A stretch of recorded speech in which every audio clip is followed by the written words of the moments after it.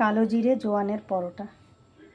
আটা ময়দা সমপরিমাণ নিয়ে ওর মধ্যে একটু সাদা তেল, নুন, কালো জিরে আর জোয়ান দিয়ে মেখে রেখেছিলাম 1 ঘন্টা। এই যে এইভাবে।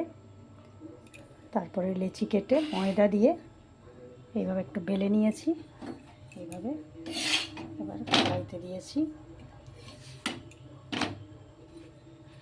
2টো করে পরোটা একবারে সেঁকবো।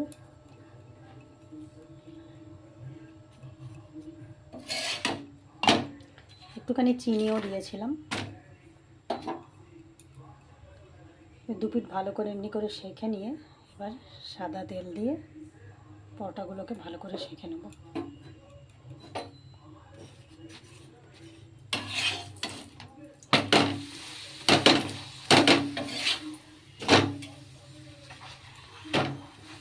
এভাবে উল্টে পাল্টে